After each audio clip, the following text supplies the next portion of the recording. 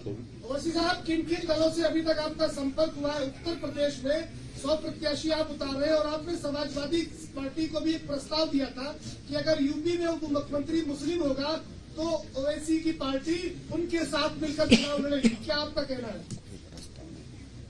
नहीं, अभी तो वो प्रस्ताव कहाँ दिए हम? आप लोगों ने सुने, आपने हमसे पूछा था कि क्या आप इनसे अलायंस करेंगे? हमने कहा तैयार है। आप पूछिए उनसे, वो तैयार है नहीं है। तो अभी तक आपके पास कोई इस तरह का कोई संकेत नहीं आया? नहीं, आपके नहीं आया तो बता दीजिए, हमारे पास तो नहीं आया। हाँ, नहीं, मेरा बयान नहीं, आप ही के जिम्मेदारों ने मुझसे सवाल किया था तो मैंने उसका ही जवाब दिया। हाँ हाँ हाँ। क्यों ऐसा क्यों समझती सपा बसपा आपसे? क्यों डरती है? अब लैला की दुश्मनी में तो करते हैं ना पूरे मजनू।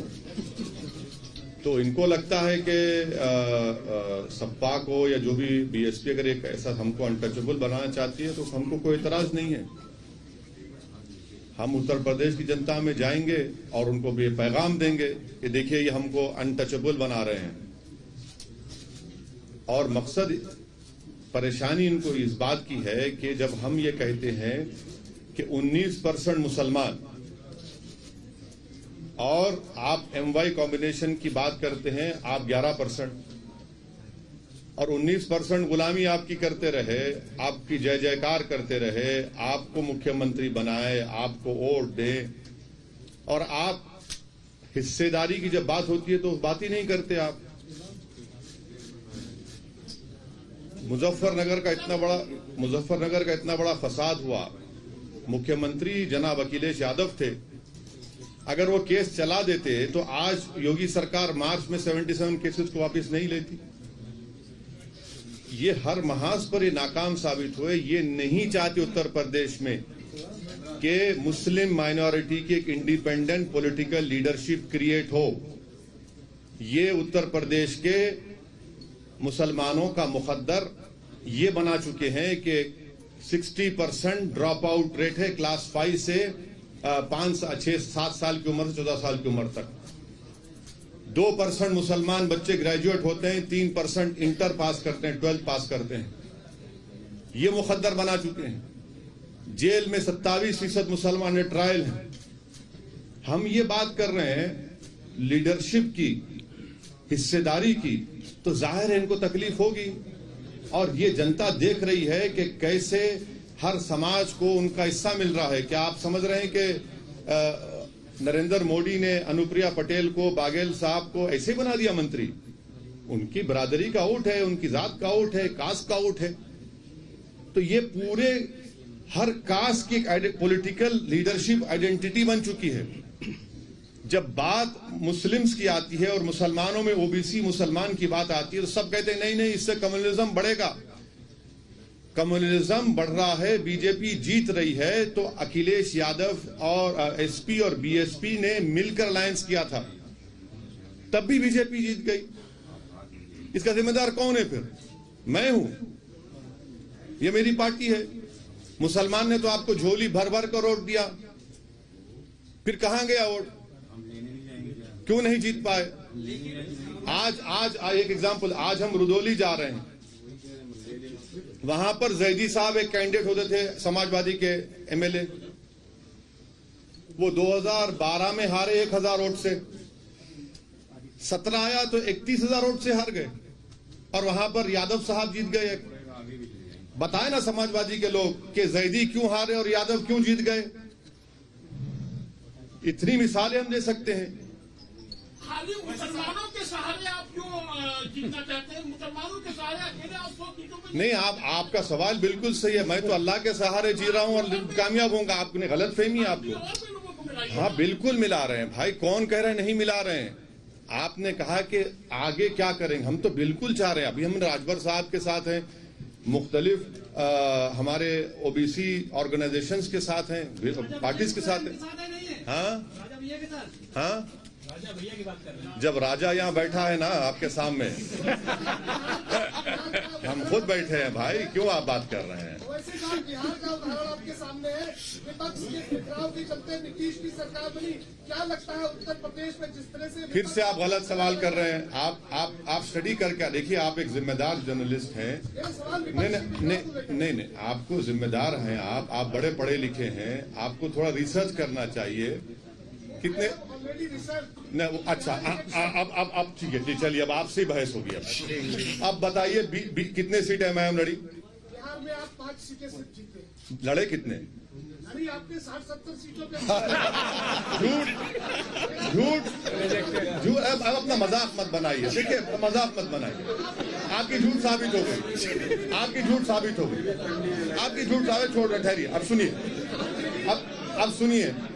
देखिए, आपके इग्नोरेंस को तो हम नहीं हटा सकते, पर आपको बता रहे हैं।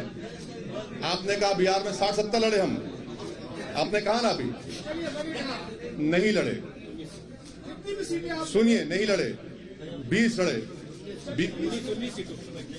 19 चलिए जीते कितने? 5। बाकी 9 सीट पर गठबंधन जीत गया हमारे खिलाफ। 5 सीट, सुनिए 5 सीट पर एनडीए जीत गया, और 9 और 5 के अगर वोट्स मिला भी लेंगे आप, तब भी वो मेजॉरिटी के करीब नहीं है जो जीते वो लोग। मेरे भाई जरा रिसर्च कर लीजिए, हम थम्स अप नहीं है, वो थम्स अप लीडरों का जमाना जा चुका है। हाँ, आपका सवाल ये है, हम समझ चुके आपका सवाल ये क्या है, और हमारा जवाब ये है कि हम लड़ेंगे इलेक्शन। हम किसी के गुलाम नहीं है, जर खरीद गुलाम नहीं है कि उनको जिताएंगे। हम बहुत 60 साल से सबको जिता रहे, हम जीतेंगे इंशाल्लाह। उत्तर प्रदेश का मुसलमान जीतेगा। कब तक हम इनको कंधों में बिठाकर, कभी अपना बेटा बनाकर, कभी अपना भैया बनाकर, कभी अपना नेता बनाकर, कब तक इन लोगों को जिताते रहेंगे? हम क्या कोई खैती हैं? अब हम वोट डालेंगे, हम जीतेंगे। संविधान में इनको इजाजत है, और इसमें पेट में दर्द क्यों हो रहा है? वैसे साहब, कल मोहन भागवत साहब ने पुणे में एक बार फिर से ये कहा है कि हिंदू और मुसलमानों के पूर्वज एक है। उन्होंने कहा कि हमारी एकता ही हमारा अपील थी हमारी एकता। मैं, हाँ, रणवीर साहब बोलिए ना। रणवीर, आप कहाँ हैं? रणवीर भाई दिख गए, आप बोलिए। मैं वो जवाब दे चुका हूँ सर उस पर। बीएसपी को आप कह रहे हैं कि झोली भर के मुसलमानों ने वोट दिया। दोनों को पिछले 2019 के लोकसभा के चुनाव में सीएसडीएस का डेटा है 2019 का कि 70% मुस्लिम्स वोटेड फॉर, 70% मुसलमानों ने बीएसपी और सपा को वोट दिया, और 50% के ऊपर हमारे हिंदू भाइयों ने बीजेपी को वोट दिया। ये मैंने कहा है। यही कह रहा हूं कि अभी मायावती जी का कार्यक्रम चल रहा है और वहां शंख बज रहे हैं, वैदिक मंत्र पढ़े जा रहे हैं, तो मुसलमान आखिर क्यों आपको वोट करें? क्या सोच के वोट? वहां जय श्री राम के नारे भी आज लगे हैं। हाँ, नहीं, देखिए वो उनके पार्टी का प्रोग्राम है, वो जो करते कर ले।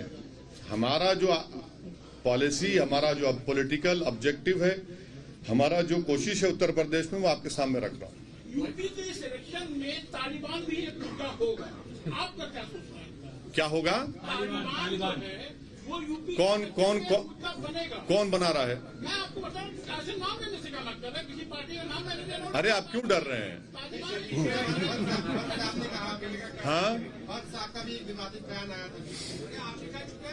नहीं, बीजेपी कह रही है कि जो तालिबान का सपोर्ट कर रहे हैं, यहाँ पे ऐसे लोग हैं जो सपोर्ट कर रहे हैं। हाँ, उनके खिलाफ ये बोलिए ना, नाम लेके बोलिए। तो सुनिए, हाँ सुनिए, हकीकत ये है कि भारत के टैक्स पेयरों के पैसे 35,000 करोड़ रुपये हमने अफगानिस्तान में लगाए, जिसमें वाजपेयी सरकार भी सत्ता में थी, मनमोहन सिंह की सरकार और मोदी सरकार की 6.5-7 साल। ये 35,000 करोड़ में हमने डैम बनाए, अफगानिस्तान में हमने उनकी पार्लियामेंट बनाई, ईरान से छबार पोर्ट हम बना रहे हैं ताकि वहां से ट्रेड हो सके अफगानिस्तान में। अब वहां पर तालिबान आ चुका है, और पिछले 20 साल में हर साल हमने करीब 800 से 900 अफगानियों को अफगानिस्तान से भारत लाकर उनको एजुकेशन करवाया, doctor, engineer, Indian military academy पढ़ाया, तो ऐसे 16,000 लोग हो गए। हम ऑल पार्टी मीटिंग में गवर्नमेंट मोदी सरकार से सवालात किए, जो मैं दोहरा देता हूं, आपकी आसानी हो जाएगी समझने के लिए। मैंने ये पूछा कि क्या तालिबान एक टेररिस्ट ऑर्गेनाइजेशन है? अगर है तो यूनाइटेड नेशन में भारत सैंक्शन कमेटी का चेयरमैन है, तो क्या उनको डीलिस्ट करेगा या उनको वैसे ही बरकरार रखेगा? नंबर 1।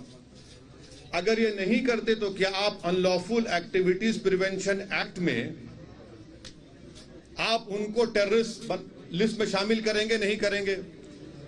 आप बताइए ना। और अगर ये भी नहीं करते तो फिर उनको खामोश रहना चाहिए, इस तरह की वाहियात बातें ना करें। जो उनको अपोज करा उसको ये नाम पुकार देंगे। आप सत्ता में हैं।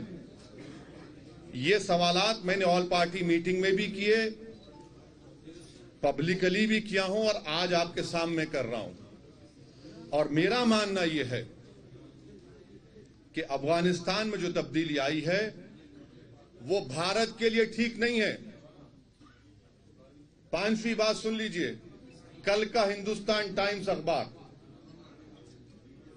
उन्होंने एक CIA के ऑपरेटिव चीफ जो अफगानिस्तान में अमेरिका की सीक्रेट एजेंसी, गुप्त एजेंसी के वहां पर जिम्मेदार थे, उन्होंने अपने इंटरव्यू में हिंदुस्तान टाइम्स को कहा कि भारत ने भारत के मुसलमानों को दूर करके, उनको एलिनेट करके बहुत बड़ी गलती की है।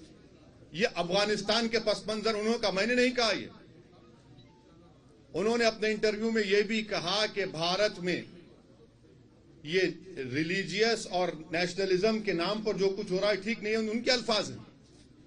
मैं फिर से आपके जरिए से मोदी सरकार से पूछ रहा हूं, वो जो CIA का जो जिम्मेदार आदमी अफगानिस्तान में था, जो ट्रंप सरकार को और बाइडेन को भी उनके लिए एडवाइस का, क्या वो सही कह रहा है, झूठ? अगर झूठ कह रहा है तो कंडेम करिए उसको आप। ये हमारे सवालात हैं। और जो कुछ अफगानिस्तान में हुआ है और होने जा रहा है, उससे पाकिस्तान को फायदा हो रहा है। बहैसियत एक इंडियन के ये हमारे लिए फ्यूचर में ये चैलेंजेस पैदा हो सकते हैं, जिसको सरकार को जवाब देना है। नहीं, आप मुश्किल पूछिए ना। आप कोई मैथ्स के टीचर तो नहीं है हमारे। क्या आप उनको अलायंस के लिए तैयार होंगे? किसके? सपा और बसपा अगर आपको अप्रोच करते हैं कि अलायंस कर लेते हैं साथ में। सर पहले उनको अप्रोच तो करने दीजिए, हम तो बात करेंगे। हम तो बोल रहे हैं हम बात करने तैयार हैं, वो बात तो करें ना सर। ओवैसी साहब, एक सवाल मेरा है कि जितनी भी विपक्षी पार्टियां हैं, हाँ? उत्तर प्रदेश में जितनी भी विपक्षी पार्टियां हैं, उनके पास संगठन है, समाजवादी पार्टी, बसपा पार्टी, कांग्रेस, जो भी है। आपको लगता है हमारे पास नहीं है? आपको लगता है हमारे पास नहीं है? उत्तर प्रदेश में नहीं, आपको एक दिन हम अपनी गाड़ी में लेकर फिरेंगे। 10-15 जिला लेकर जाएंगे और आप थक जाएंगे, इतना फिरेंगे हम। आपको बताएंगे संगठन कहाँ है। बिल्कुल है संगठन। आप अगर आप बात कर एक मिनट, अगर आप बात कर रहे हैं 2017 की, तो यकीनन मानता हूं। मगर पिछले 2.5-3 साल में मैं, हमारे पार्टी प्रेसिडेंट शौकत साहब और तमाम जिम्मेदारान, डॉक्टर साहब हमारे उत्तरवाला के कैंडिडेट हैं, उन सब ने बहुत से करीब 40 से 50 जिलों में संगठन को अच्छी तरह मजबूत किया है, बूथ लेवल तक बनाने की कोशिश की है। संगठन है। 5 साल पहले नहीं था, मैं मानता हूं उस बात को, मगर अब है।